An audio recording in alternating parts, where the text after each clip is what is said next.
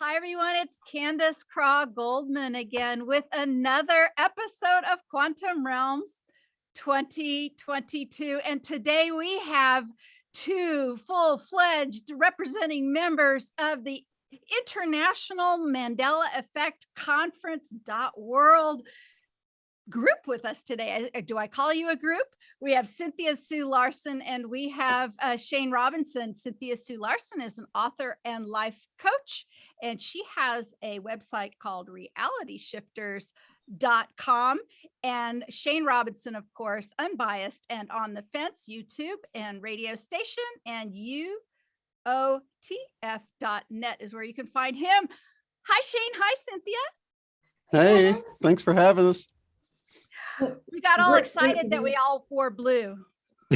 Me too. Yeah, it's such an amazing time, and blue represents sort of communication and speaking our truth, and we see that all over. This is a huge time, I think, in the world. It's very exciting. There's a lot of chaos, but if you look at what that chaos is bringing about, it really is. I mean, you can really see how we thrive as humans on adversity, and that we really, we need shaken up sometimes and taken out of our comfort zone. So I've been seeing a lot of that and getting really excited all over the world that so many people are waking up to so many different things. The world just isn't the same anymore. It just isn't. Anytime anybody says something like go back to normal, I think that's just not ever going to happen, Yeah. I mean, I think some people may want to have some things restored, shall we say, but going back to the way we were, that's like wanting to be 5 again. It's just not going to happen. Exactly. Yeah, I agree. Yeah, this wearing blue to me ties in with the throat chakra, and to me this is the fifth world, fifth chakra. So we're having an evolutionary moment, and I think it's cool that we're wearing blue because we did not coordinate this. I didn't know what color I was going to wear to the last second. And it's kind of cool because just like the heart center has been so important for the previous epic of human history, where we're supposed to learn to live from the heart, to be greeting people with the heart, living that way, ideally. Now it seems like we're challenging ourselves to pick up the message that first came through with the free speech movements, all that's good stuff that happened. So back in the 60s, that's just a blink of an eye. And now we're really getting into this awareness of how can we speak our truth without offending everybody? How do we do it so that we're not walking on eggshells or triggering somebody? How can we do this respectfully together? And that's what I love about the 3 words you chose, about power, and honesty, and truth. Integrity, it's all about integrity, power, and truth. Yes. Yeah. That liberty to speak your mind. It brings up sovereignty. So liberty is kind of like that freedom feeling, and when you have it in your throat and you're finding how do you express it, you don't want to be overly cautious about what you say, but we should be taking what we learned from the heart and bringing it upward. This reverence that hopefully we have for one another, respect we should have for one another, hopefully, ideally. And I think we've been seeing that with some of the really excellent peaceful movements that have been happening recently at the beginning of this year, 2022. Absolutely. I was thinking as you were talking, is the year of the water tiger, I think is what it's called in the Chinese New Year system. And we're recording this a little bit before April, but we've gone through that, and we've gone through Groundhog Day. I thought it felt a little bit like Groundhog Year. I think I said that to the last person I talked to too. And then I got a little freaked out thinking, oh my gosh, I hope it's not like it doesn't go like Groundhog Decade, Groundhog Epic, Groundhog. I hope not. I mean, I hope this was 2 really tough years to get through, and maybe what do you guys think? Do you think we're sliding into kind of a newer way of looking at all of this, and maybe having some different outcomes? Yeah, absolutely. I'm expecting around, Shane has often pointed out that at the equinoxes, we see a lot of movement. So that's right. The spring equinox is definitely a pivotal time. I'm expecting big movements in this year. I think we'll see some more in the fall, but I think the spring is going to be the big turning point for this entire long period of time, this groundhog epic, year, 3 years. It's not even just 1 year. Yeah, I totally agree. I think each time around, people wake up a little bit more. They're able to see things a little bit differently. They're like, oh, I think I'm going to try something different this time around.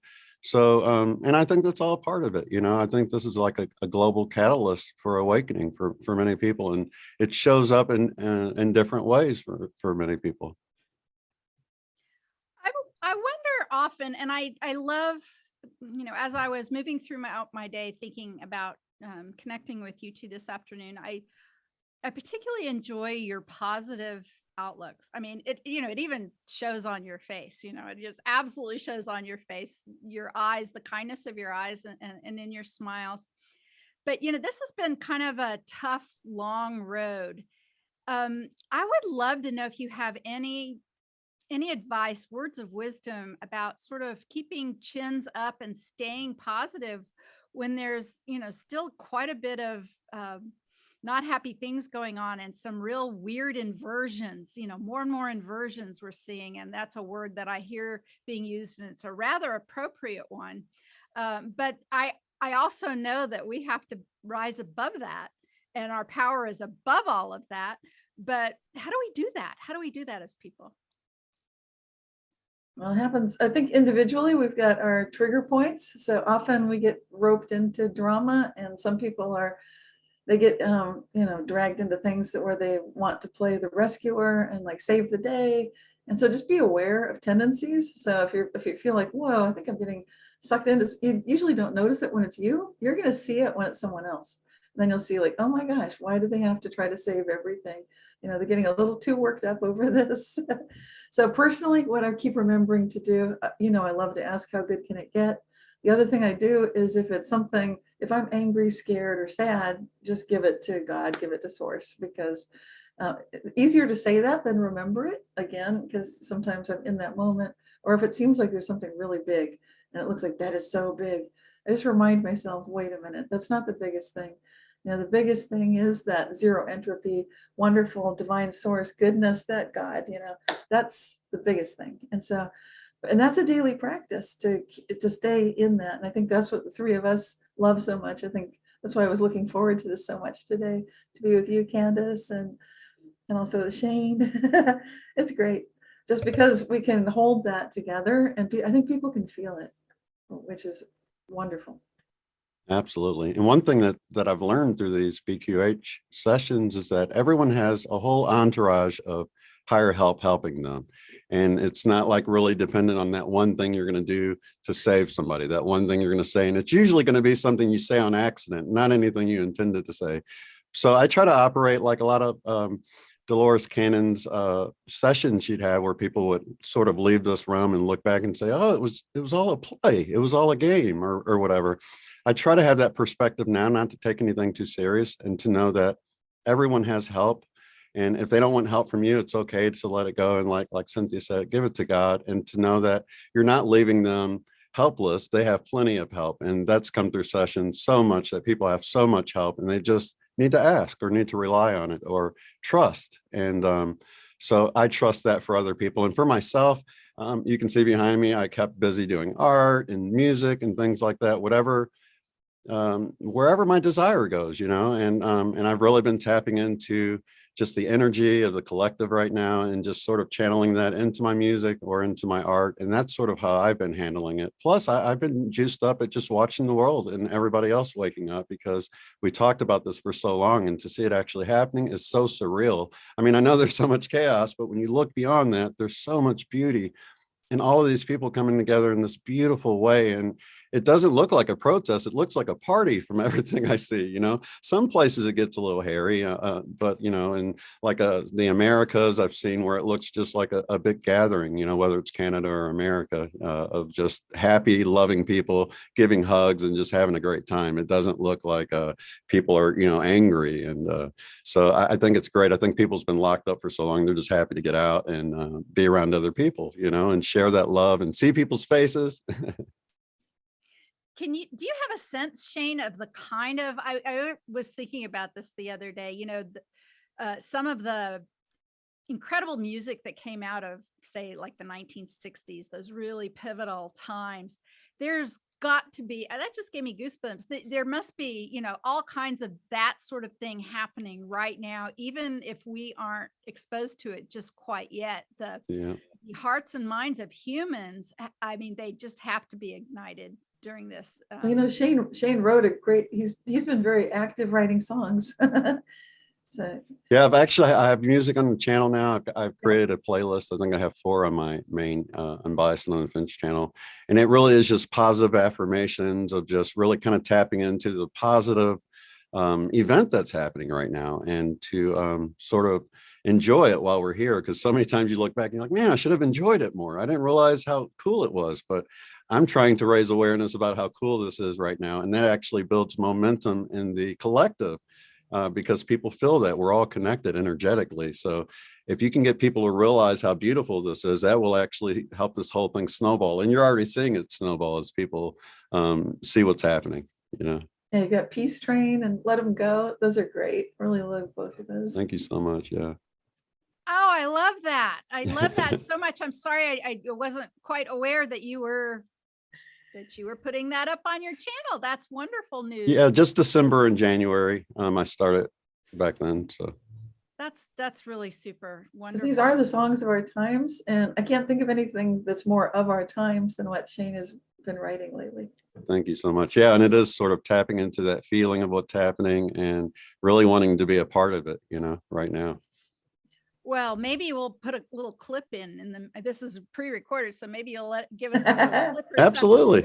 Totally. We'll put it in right here. Here.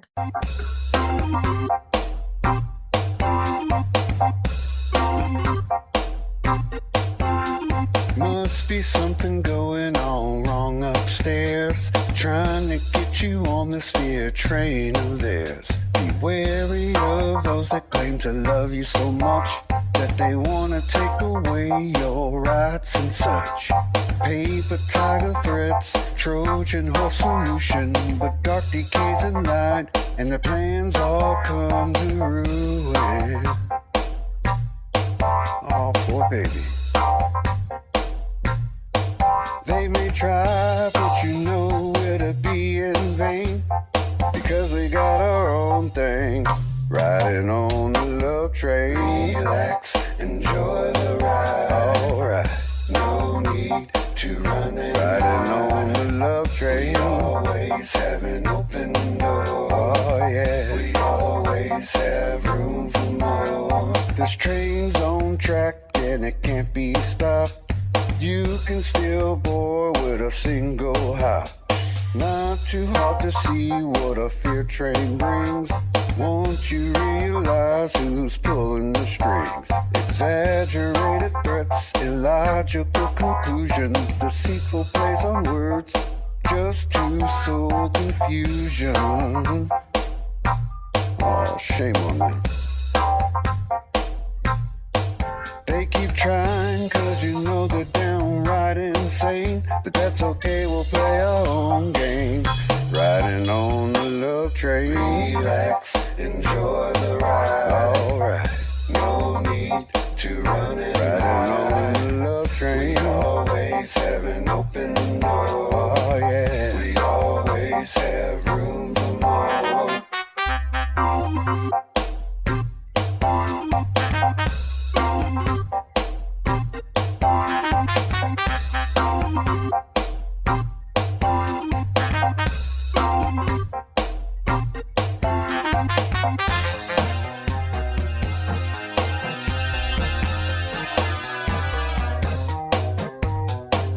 Always choose love, never give up, rising above, moving on up the track.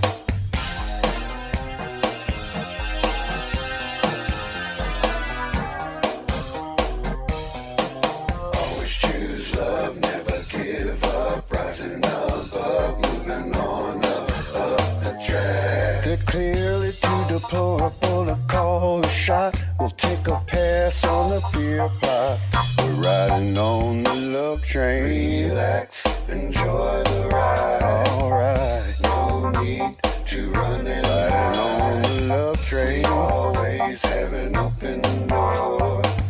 We always have room. Riding on the love train. Relax, enjoy the ride. No need to run it. Riding on the love train. Always having open door. We always have room for more. Train gotta keep on moving. Train gotta keep on moving, baby.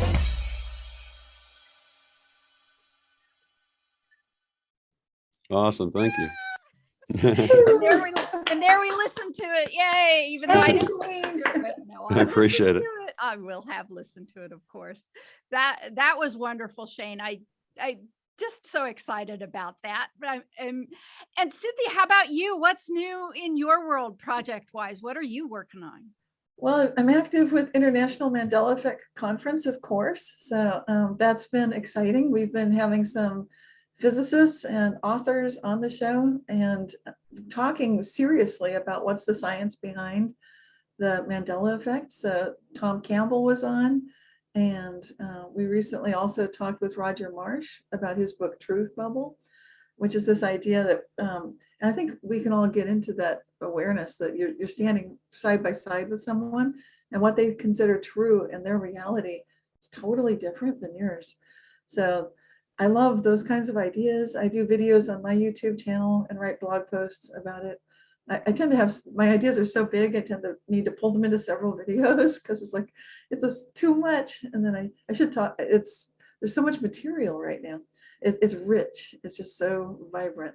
So I recently have done lots of videos that you can find on my channel. I think that's the best way. But I've been looking at things like subjective versus objective reality. And that ties in with the Mandela effect, because this has really been my field of study for more than 20 years. And now, after all that time, people are interested in reality shifting, timeline jumping. We've got people that are millennials and younger who are, there are millions of people following these topics on TikTok and other forms of social media. So that's kind of exciting. There is a book I've been working on, but it's kind of in the back burner. I think what it's doing is waiting for something to happen in the collective, because I'm writing about the Mandela effect in our society, and it's on pause. It did a big, huge spurt. It's like a living being, and then it went into hibernation, and it's still sort of hibernating. But when that thing comes out, it'll be interesting, and I know it's waiting for what's about to happen. We're just at a turning point right now. So I do monthly newsletters, and then with the Mandela Effect Conference, Shane and I join with Christopher Anatra, the quantum businessman, and Jerry Dark Wolf Hicks. And we have live streams so people can join us in the chat and contribute into the conversation. And that's a lot of fun, because some of these Mandela effects have messages for us. And when people notice that or share them in the chat, I just love it. And I'm not so good at following the chat, but Shane's really good at it. Yes, he is. He's good at that tech stuff, and like a juggler, he can keep it all working. I've always admired that. You know, as you were talking, I was thinking probably one of my most favorite Mandela effect is the Tiananmen Square Mandela effect, because that was so culturally significant in you know, on the timeline that I was in, and of course the ones that other. So what do you remember? I remember that the fella was fine and he stood the tank off. And I know that there are other people who saw a horrific image take place where that didn't happen, and it was very vivid and violent and graphic.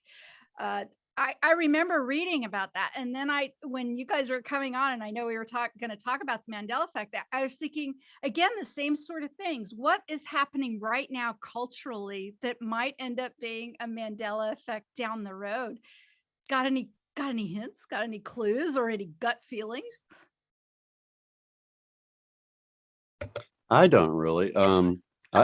I'm always surprised by Mandela effects that catch me off guard. I have to do a little double take or whatever. But yeah, I don't know. I've had friends that's like thought about, like, for instance, the what was it, the Volkswagen logo. They thought, well, it would look better if it had a break in there. You'd be able to see it's a V and a W.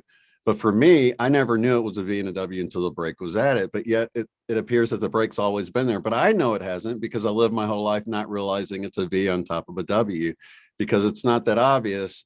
You know, I just looked at it from such a young age that I never reached the point where I reconsidered that logo until I saw that little break in there. And I thought they added it, but someone else had actually thought, my friend Eileen, actually, she was like, man, if they put a little break in there, that would make it better. And then it add it later, but I've never really had anything like that.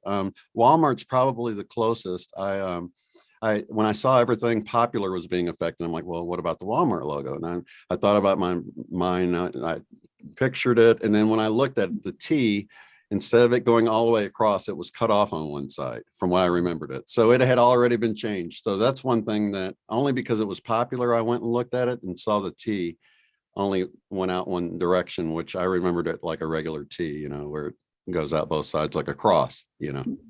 And to answer your question, those are great, Shane. And that's the kind of thing I'd expect to see from all of this, not the emotionally loaded things, although Tiananmen Square was pretty loaded. That one, those kind of loaded emotional ones show up later. More likely, if anything coming up in the next, I don't know, few months or so, it would more likely be little things like the way you spell. I can't even think of how Pfizer spells their thing. Comerky, or I don't know. I'm sorry. Comerky. Yeah. People say like, that's not what it was. It used to be something Yeah. different. That's really good point about the emotionally loaded ones, because I've wondered some things like about 9/11 and some other really big events that, you know, that everyone in the world knows about. And I've wondered if and when the Mandela effect might, you know, take hold and have people remember some things differently. Yeah, that's a great example. So 9/11, people didn't notice. I sure don't remember. There was a big storm coming in on the eastern seaboard right about that same time. Isn't that true? Like, Yeah, there was a hurricane warning that day. That was like, I know. also like, the big hotel that appeared in front of it. I'm like, wait, I've seen so much footage. There was no big hotel right between both of the towers. Did you know about that one? There's a big that was new to Marriott me or something. too. Those are both really new. I So want to this say is it's like 30 stories tall. It's not like it's a small hotel. It's big, you know. right. Yeah, that was new for me too. So both of those things associated with 9/11, I think we might be seeing things like that in these times as well. Things that were supposedly happening. And a lot of us will be like, wait a minute, what? Right. I don't remember this. Did either of you manage to visit the Twin Towers before all this happened? Not up close. I saw him. I was in New York in, I want to say 90. It was in the 90s sometime, but I saw him, and I didn't go up to him, but it was hard not to see him, you know. I mean, they were right there. Yeah. Like, Yeah, I didn't go close to see him, but I was there in 1990, and I did not go look at the towers. It didn't. Why would that occur to someone? You know. I Right. think I was in there probably 98, 7. I actually went up to the close to the top, or some of the upper floors where Oh, you wow. could go, where there was restaurants and there were other things. And I remember spending quite a bit of time looking out the windows, but I just didn't like it at all. As a matter of fact, the energy about just about everything about it was like, you know, my family wanted to go. It was a big tourist thing to go. And I was like, okay, we've done it. And we took a couple photos out the windows and the photo place. And I didn't want to stay. I didn't want to eat lunch. And I kept thinking about people who would go there and work. And I'm not great with really high rises anyway. The whole thing, I like being closer to the ground. It's not like I've got a fear of heights or anything, because you know, I'd love to climb some mountains and be up and you know, on some tall hills or whatever. That got my pilot's license. That doesn't bother me. But something about it kind of felt captured, you know. I felt this, and I really did. I mean, not like this was prophetic. It would have been any tall tower. I think I'd be up there and be like, if I wanted to get out of here really quickly, how would that even happen? I don't feel safe up here. And yeah. There's even been some design changes to the building, like lines at the Yes. third So it looks like it's like divided into 3 sections when you look at the towers now. Like it's got this line at each third point, And I like don't 2 remember lines, that. but They yeah, used, brand new. they used to look like obelisks, just the Mhm. same color Yeah. from the top Yeah. to the bottom. Yep. And then the corners changed after that. They became a little bit more defined. So yeah, if you Oh. look at it now, it's like, and I watch it change, and the Mona Lisa I watched change. A lot of people don't know that, you know, she started smiling a little bit more, but then she got like the hairnet and then a little like wart or mole right next to her eye, right there. I mean, big as life. Go look at it if you haven't seen It's it. her right eye, No right? way. Yeah. No way. Now I actually got to see the real Mona Lisa too, and it was Pretty underwhelming. small. Yeah. It was totally underwhelming, but I don't remember the mole either. Yeah. Which eye was it? Do you It's even her know? right. It's her right eye. Let's Oh, see. how funny. How funny is Is it that? her right eye? I think it's our right, so her left, maybe. I Okay. think it was like right there, but I can't be for sure. I want to say it was on the right side of, you know, the viewing side, my right of the picture. So Well, it's so interesting. You're talking about the truth bubbles, and you're talking about, remembering objective reality. And, you think about these great big concepts, and then you think, well, I'm just this one lone small human. How do I play into that? How do I create a truth and a reality that I want to choose to live in, and yet still, not put my head in the sand, or not have a giant out of control ego, but be connected enough to other people. I mean, how do you think about some of these more nuanced ideas about creating truth and reality? Oh, that's a big topic. It's hard to answer it. Yeah, to me, to create, it's kind of like everything's already there. That's an indigenous viewpoint of everything's verbing, waving. It's all possibility always. So if it's all there, then we get the fun part of choosing. Like if you're in a restaurant and you're ordering things, and we choose what we pay attention to, what we focus on, what we really feel truly, genuinely that we need, and that we're fascinated by, that we love. So I work on my focus every day was meditation, spend some time outdoors, create, like what Shane was saying. My creations aren't like amazing music of our times, but it might be a small thing. I like to play guitar, but haven't been writing songs lately too much. I play with my daughter, has taken up the uilleann pipes, which is quite an undertaking. It's an Irish bagpipe, and you operate it with pumping with one arm, working the bellows, and then there's like 2 of them. It looks like the funky chicken kind of, and then you're playing like a flute with your fingers. Takes a lot of concentration, and then you lift it up and down to play the D note. So it's like it's just very complex. Most people do not just take this up, but I just play accompaniment on the guitar with that. So, That's amazing. It sounds like she's dancing with an instrument. yeah, it is like that. That's really cool. And it's Irish music sounds happy to me. It seems like it's always like dancing music. And she likes Scottish, Irish, kind of Celtic stuff. Now, sometimes world music, it's a surprising, but she learned one song that's especially wonderful from Israel. I think it's some sort of a, I don't know, klezmer song, but she learned it from some Africans, I think musicians who were in Sweden. The whole thing is like, what? It's like totally world music. So we play a klezmer tune too that came via Africa and Sweden and from originally Israel, I guess. Not sure. That's getting me to think about some more Mandela effect things with music. Very often they have the ones we talk about are about lyrics, of course, the lyrics changing here or there.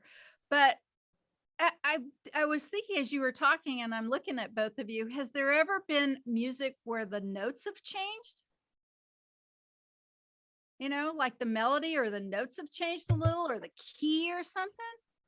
I have noticed, personally, I've noticed the recording sounds like a change, like they went in on a different day. Like it's just like they played everything the same, but it was a different day. I mean, little bitty things like the way your strings sound when you rub your fingers across them. There's little nuances, you know what I mean, that would happen if you recorded on a Friday instead of a Monday. And I think there was a Rolling Stones song I listened to. I'm like, man, is this a different version? I looked and it was I think it was Satisfaction or one of those songs like that, a real popular one, but it's just a little bit different. So I've noticed stuff like that.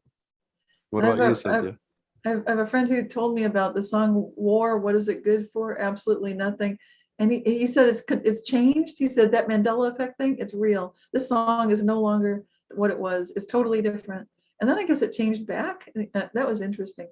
So, and I like what Shane's saying, that these, you might notice like this song sounds different and it might really be different. That's really true. Well, and with the kind of subject matter that we could talk about some of the pop culture things or the commercial things or whatever, but these profound, more people cultural kind of things are the things that I really think about, and I wonder about them being tweaked, or how is it, how maybe groups of people on the planet shift Right. one way to the other to adopt or make the frequency or the vibration so that it gloms onto that. So suddenly that's the reality that we remember. Or There's some yeah, exactly. And so, like there was that show, some late night TV show, late with I can't remember, but it's the guy that does the sing-alongs with people in his car, and he's doing "We Are the Champions." And so they get to the end of the song and they all sing "Of the World." Right. Yeah. But that's not the way the song ever ended. But you know what I like? I like the way that it gets people to sing it. Yeah.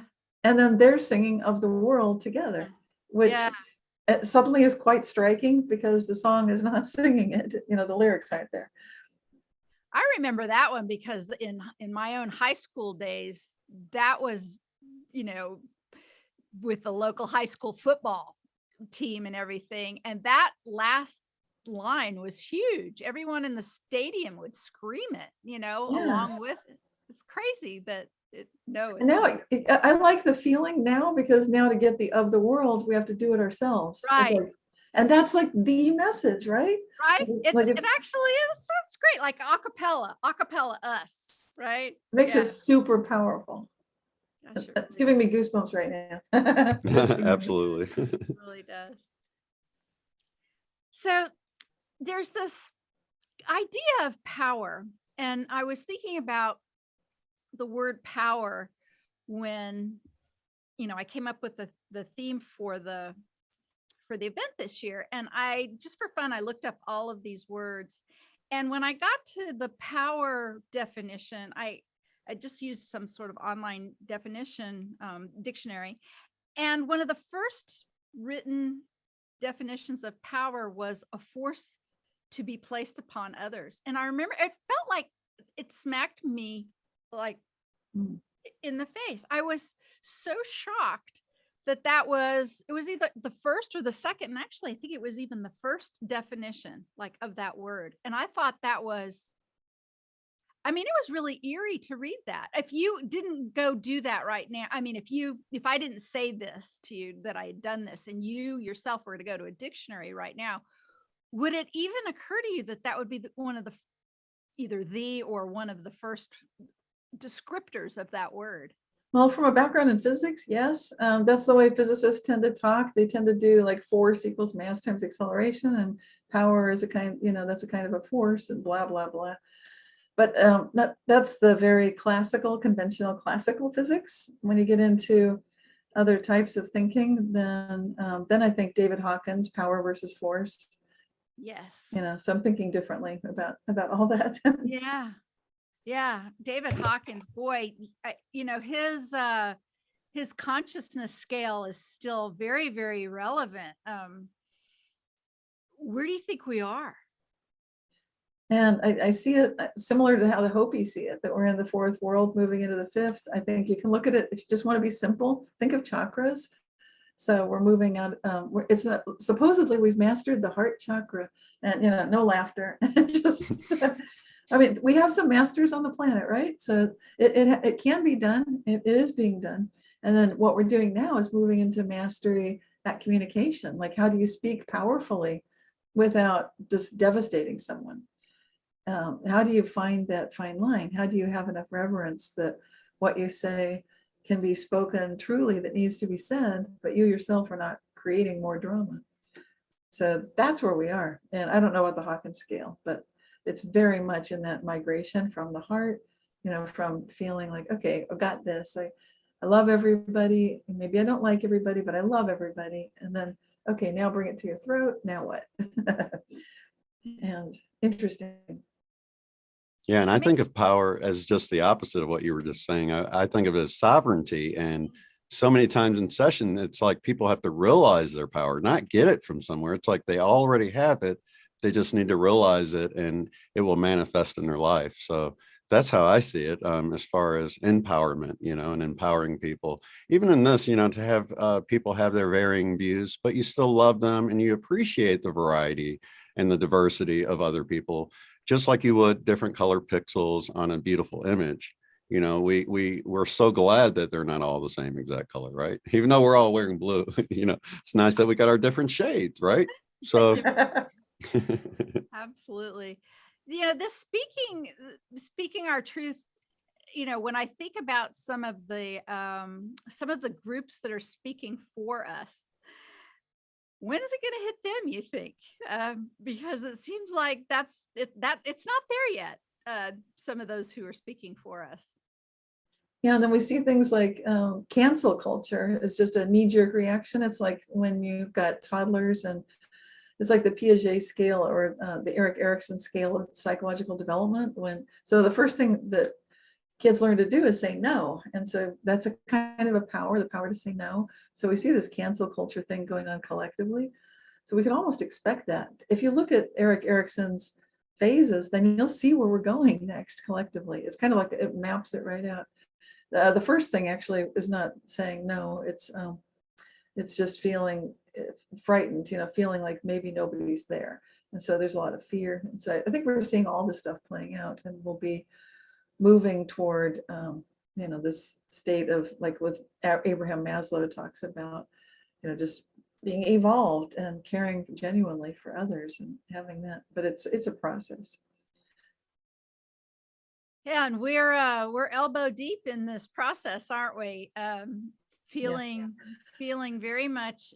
It's funny when I think about even about this time last year, a lot of us were, I think we were still sort of thinking, well, let's just kind of wrap this up and move on out of it, and let's get this done, right? And then we have like this other year, and we're all still trying to be positive and create that change and all of that. But I think there's some wild swinging emotions that go back and forth between that.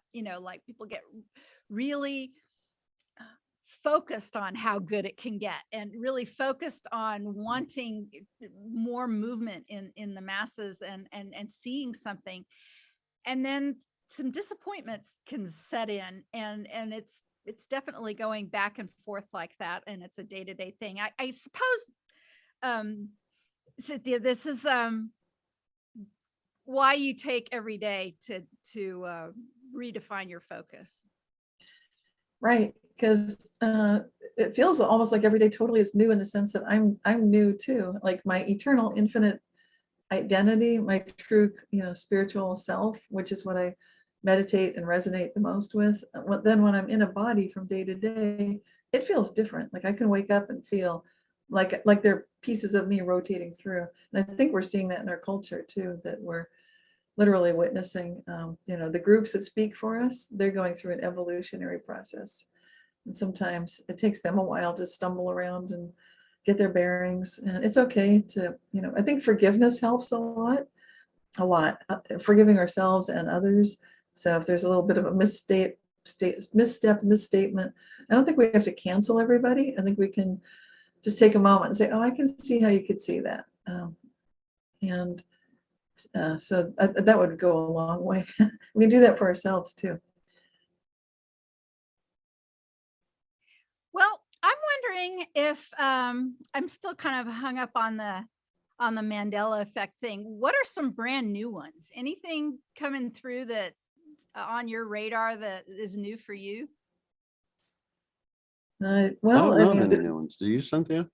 Not so much. I mean, I see them all the time in my personal life. It's like, but they're not so much the epic large scale ones where the attention seems to be right now when I look to see what's going on. People are rediscovering some of the things I've seen. Well, one that was kind of new for me, it's not huge, it's just little things like now we've got someone who's buried on the moon apparently, and I do not remember that. That's Wait kind a of second. Yeah, that would What? be my newest one too. Yeah, I forgot about that. That's wild. No way. Never heard of anybody getting buried on the moon. So apparently that's happened before. It was the guy was in the I want to say the orbiter that crashed into the moon. Is that right, Cynthia? Yeah, they took his remains and they crashed it onto the lunar surface. But his name is Shoemaker, and I don't know what year it happened, but I would have heard about it. Wow. And I definitely did. It's interesting. First person buried on the moon. Isn't that kind of important? And then how did they choose him? Right. And Shoemaker, is it the same one that named the comet way back? Or I don't know if he's the same guy. That's a good question. Yeah, could be. Wow, that's fascinating. You know, the moon, actually, the whole moon thing, of course, we could spend a whole show talking about that. Yeah. There's all kinds of things.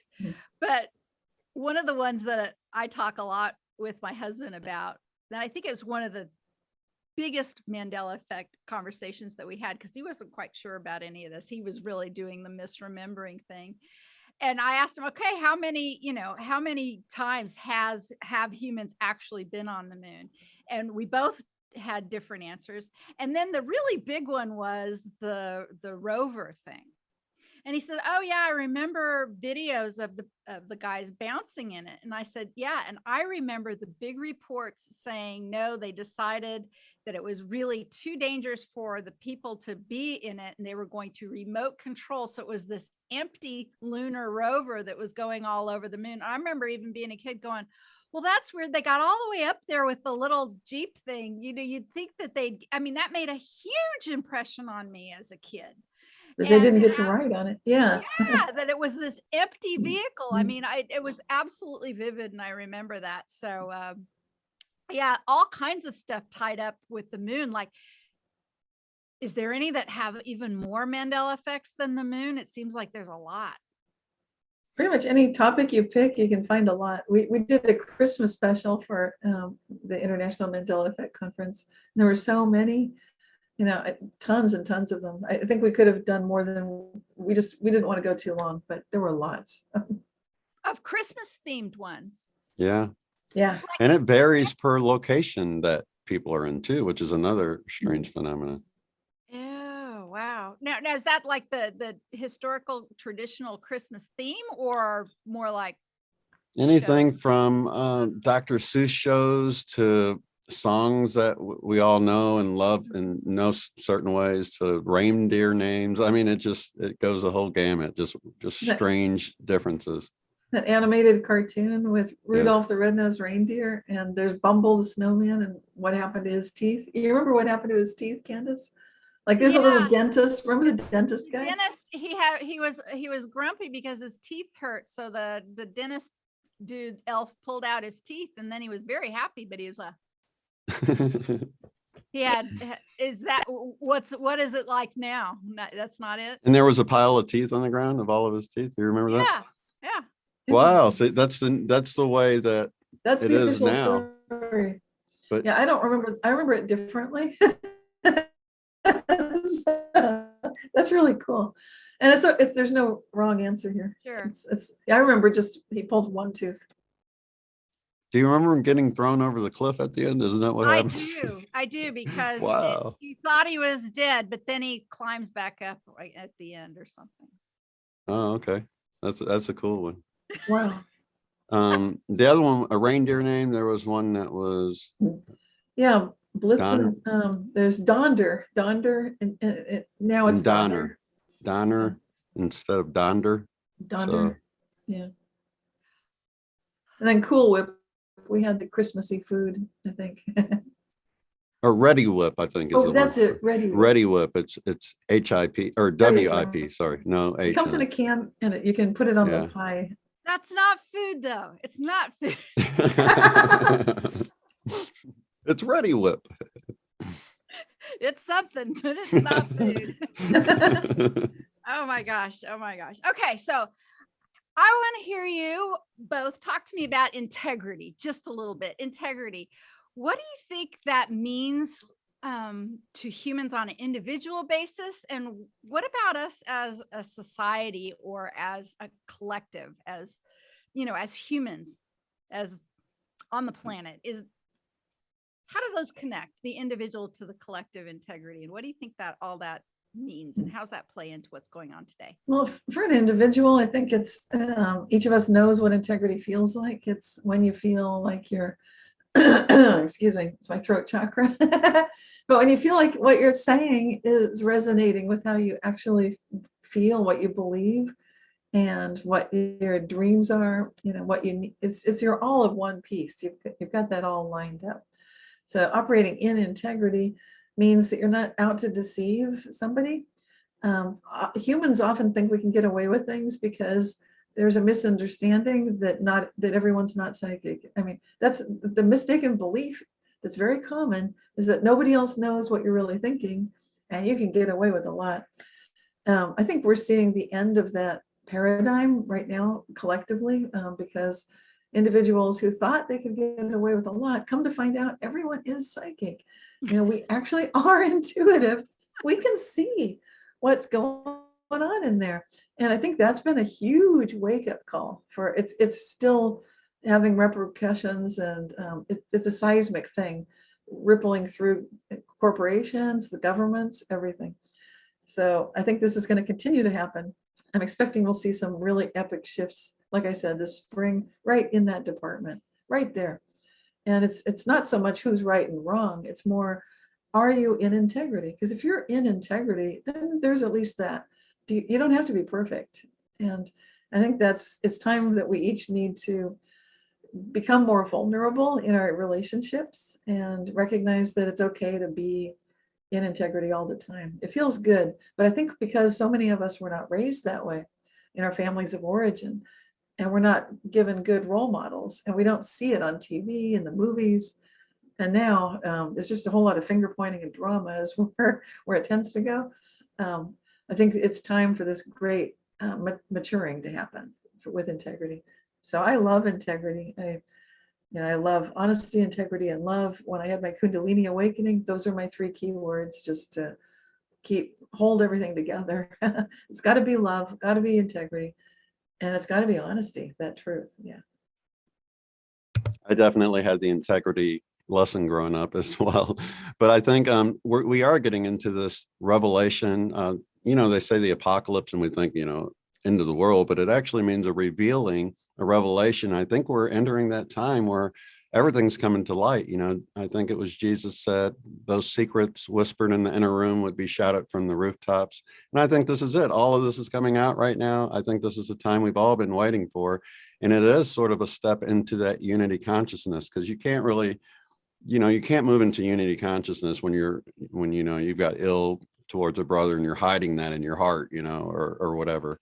So yeah, it's an important time, and it's not really, I think we're just moving automatically into having integrity, because when everybody starts getting more and more psychic, which I'm already seeing it happen, just in regular conversations, we call it synchronicity sometimes. It's like, no, it is a synchronicity, but you were just thinking what I was thinking, which means that you were like picking up on my brainwave. So although it was synchronistic, I think we were actually picking up on one another. So this has been happening a lot, between me and my family members. And I'm trying to point out that, like, wow, that's weird that we were both thinking about that. Like, yeah, synchronicity. Yeah, but it's even more than that.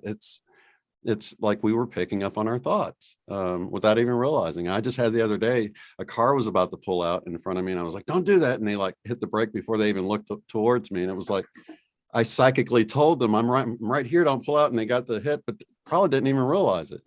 I didn't realize it until it seemed like they heard me, but I was just kind of saying it to myself, and it seemed like they heard me. So is this how it's going to be? Is this how it's always been? And we're just now noticing it, and some people are kind of listening psychically. Some people are not. So it really depends on the person. If they're hearing you say, hey, don't pull out in front of me, or not, so I think these are things that's probably been around a lot. the way birds kind of flock together. I've often wondered how you can have so much traffic and everybody's just moving so well together, just like birds. And it seems like one little thing and you just have chaos, but it doesn't happen that way, and I think it's what we're talking about, and that's manifesting more and more all the time. I like the way you talked about maturity and integrity, Cynthia. This is, because little kids are really, really honest. They can't help but not, be. But then something happens when they get into the systems, and they start learning how the system works, and the programming starts. And now we're having to kind of undo all of that. So that was one of my favorite things that you said there. And Shane, you were talking about the psychic thing. There's this thing that goes on between me and my husband, and he'll come into the room, and I will just go ahead and answer or address whatever it was he was starting to say coming in. But you know what? Rather than think it's cool, he gets upset, and he's like, "You didn't know what I was gonna say," and then I'm like, "Okay, really? What were you going to say?" And then he'll go, "Well, I was gonna say that, but you didn't know I was gonna say that." And he wants me to start with a topic sentence anyway. That is what he wants. He's like, "I don't know how to." It really does. It really kind of upsets me. He's like, "Even if you think you know, and even if you are gonna know, I need you to start with," he's like, "I need you to talk anyway, like with the topic sentence." And I'm like, "But why?" Why? This is fun. Yeah. I think you can have a lot of fun with it. And I think it's only going to get funner as we learn how much we can do and play with it a little bit, because if you don't know, then you're not playing with it to even realize the abilities. So, practice, try to pick a number or a color. A lot of times we'll do a color and a shape. It's like, what color and shape am I thinking? Oh, yellow triangle or something, so you can just play with it and practice it. And I think that we'll see that we'll get more and more accurate as we move forward, and we can get with more and more complex things like 3-digit numbers or something, Mm-hmm. Mm-hmm. And bibliomancy, for me, has become more and more, I will pick up something and just put my finger down and look at it. And it's just uncanny how often whatever obscure thing you're thinking about, and your finger will find, and they'll connect up. So that sort of frequency matching is happening a lot more these days. Well, I'm really, even though we're just in the middle of Quantum Realms 2022, I'm really wondering what next year might bring, and what kind of things we might be talking about next year. I mean, I don't have the faintest idea, and I wouldn't want to predict either. But here's one thing I know: having positive, wonderful people in the world like both of you, Shane and Cynthia Sue, give me great hope and a warm place in my heart. So thank you so much for joining me today to chat. I really Thanks do. for having us. This has been wonderful. Yeah, absolutely. And I know Cynthia and I are in agreement that this next year we're looking at how good can it get, right, Cynthia? Yes, Because absolutely. I really feel like we've got this momentum going on the planet right now, and it's only going to continue and snowball and build. And so that's where my energy is going. And thank you so much for having us on. Yeah, Thank thanks. you so much. I'm positive too. I'm all about shouting from the rooftops how great life can be, and some of that's happening out there. And again, both of you are really warm my heart when I think about what good things can come. So thanks again. All right.